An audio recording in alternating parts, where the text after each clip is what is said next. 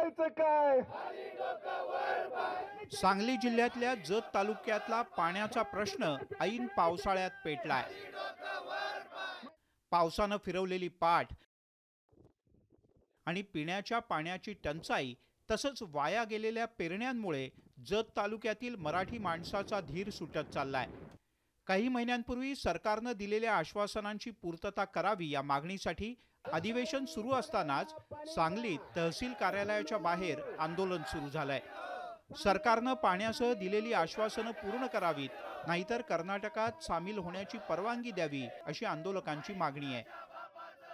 आंदोलन आमचं ह्याच विषयावर आहे बाबा, दुष्काळ जाहीर करा, दुष्काळाच्या दुष्काळाची मदत द्या, त्याचबरोबर तुपची बबलेश्वरचं पाणी द्या। टेंडर काढलेलं नाही, आमचं मत आहे टेंडर काढा आणि विस्तारित मैशाळी योजनेचं पूर्व भागाला पाणी द्या, नसेल तर कर्नाटक जायला आम्हाला परमिशन द्या। जतच्या पाणी प्रश्नाचे थेट विधिमंडळात पडसाद उमटले।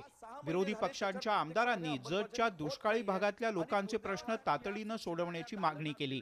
फडणवीस साहेब, तिथे पाऊस नाही, 11 गावांना पाण्याचे टँकर चालू आहेत। आज संख या परिसरामध्ये 500हून अधिक लोक उपोषणाला बसले। जानेवारी महिन्यामध्ये सन्मान्य मुख्यमंत्री मोदी एकनाथ शिंदे साहेबांनी सह्याद्री अतिथीगृहामध्ये महत्त्वपूर्ण बैठक घेतली होती आणि म्हैसाळ योजनेच्या विस्तारीकरणाला या ठिकाणी निधी देऊ असं जाहीर केलेलं होतं। आज 6 महिने झाले, त्याच्यावर प्रत्यक्षपणे अंमलबजावणी होत नाहीये। उपमुख्यमंत्री देवेंद्र फडणवीस यांनी जतकरांच्या प्रश्नांची तातडीनं दखल घेत कर्नाटकातील प्रकल्पातून तातडीनं पाणी देण्याचं आश्वासन दिलं। कर्नाटकाला काही पाणी आपण मागावं तर ते देखील आपण त्यांना पत्र पाठवतोय, कारण कर्नाटक ज्यावेळेस अडचणीत होतं त्यावेळेस पृथ्वीराज बाबांचाही मला फोन आला होता, ती सगळी मंडळी माझ्याकडे आली होती, आपण त्यावेळेस त्यांना पाणी दिलं होतं। त्याच्यामुळे आपण कर्नाटकला देखील पाणी त्या ठिकाणी देण्याकरता मागू शकतो, पण हे आराखडेही लवकर आपण तयार करून त्या ठिकाणी जे काही आश्वासन मुख्यमंत्र्यांनी दिलेलं आहे त्याची पूर्तता आपण करू। महाराष्ट्रासारख्या प्रगत राज्यातील जनतेच्या मनात दुसऱ्या राज्यात जाण्याची भावना वाढीस लागणं हे चांगलं लक्षण नाही।